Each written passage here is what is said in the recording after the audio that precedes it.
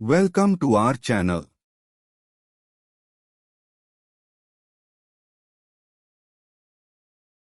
आप सबका स्वागत है दोस्तों। आशा करते हैं आप सब स्वस्थ होंगे। आज वापस आ गए हैं हम अपनी नई कहानी के साथ, जिसका शीर्षक है चमत्कारों से भरा था शिरडी के साईं बाबा का जीवन। आइए आगे बढ़ते हैं और आपको कहानी सुनाते हैं।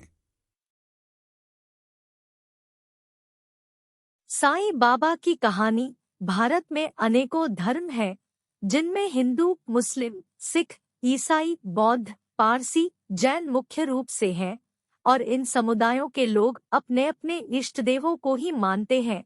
लेकिन इस दुनिया में एक ऐसे सिद्ध पुरुष ने भी जन्म लिया था जिन्होंने किसी भी धर्म में कोई भेदभाव नहीं रखा।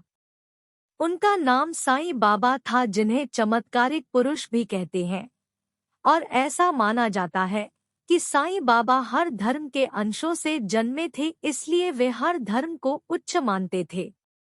यही कारण है कि साईं बाबा को हर धर्म और जाति के लोग पूजते हैं और उनके बारे में हर छोटी बातें जानना चाहते हैं। साईं बाबा से जुड़ी चमत्कारिक बातें। जिस तरह पर्वतों में हिमालय को सर्वश्रेष्ठ माना जाता है, बिल्कुल वैसे ही संतों में साईं बाबा का नाम सबसे उच्च माना जाता है। साईं के नाम के आगे थे लगाना उचित नहीं माना जाता, क्योंकि विद्वानों के मुताबिक आज भी साईं बाबा हमारे बीच है। बस वे नजर उन्हें ही आते हैं जिनकी आत्मा शुद्ध और पवित्र होती है। साईं बाबा के बारे में एक भ्रम रहा है कि वे हिंदू थे या मुस्लिम। क्या वे कबीर, नामदेव, पांडुरंग के अवतार थे? तो कुछ लोग ये भी कहते हैं कि वे शिव के अंश थे और कुछ को उनमें दत्तात्रेय का अंश दिखता है। मगर असल में वे एक भारतीय आध्यात्मिक गुरु रहे हैं, जिन्हें भक्त एक संत, एक फकीर, एक संत गुरु और भगवान का अवतार ही समझते हैं। उनके बारे में कुछ अनसुनी बातें यहाँ हम आपको बताएंगे। साईं का प्रारंभिक जीवन।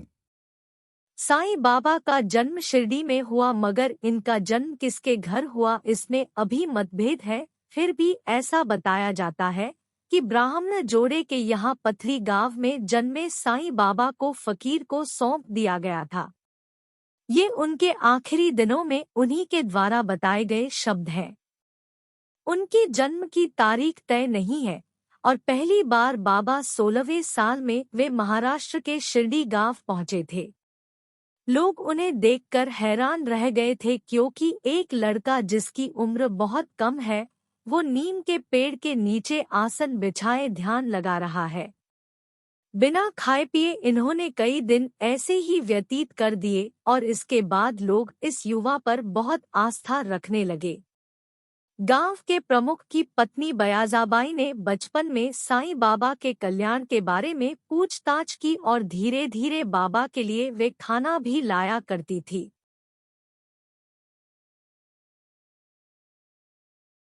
कुछ लोगों का ये भी कहना है कि साईं का जन्म 28 सितंबर 1835 को महाराष्ट्र के पथरी गांव में हुआ, लेकिन इनके माता पिता और बचपन की कोई जानकारी नहीं है। उनके बारे में साईं सत्यचरित्र किताब में ऐसा लिखा है। शिरडी के उस नीम के पेड़ के नीचे इन्होंने कई बरसात, सर्दी, गर्मी बिता दिए। इतनी कठोर तपस्या करने के बाद गांव वालों ने इन पर ध्यान देना शुरू किया और इनके पास आकर बैठने लगे। तो वहीं कुछ लोग इन्हें पागल भी कहते थे, तो कुछ इनके ऊपर पत्थर फेंकते थे। साईं बाबा एक दिन अचानक इस गांव से चले गए और फिर इनका पता नहीं चला। 3 सालों तक शिरडी में रहने के बाद वे गायब हुए और 1 साल बाद फिर शिरडी लौटकर आए, तो आखिरी समय तक यहीं रह गए। Thanks for watching. आशा करते हैं कि ये कहानी आपको अच्छी लगी होगी। आगे की कहानियाँ सुनने के लिए चैनल को लाइक, शेयर एंड सब्सक्राइब करें।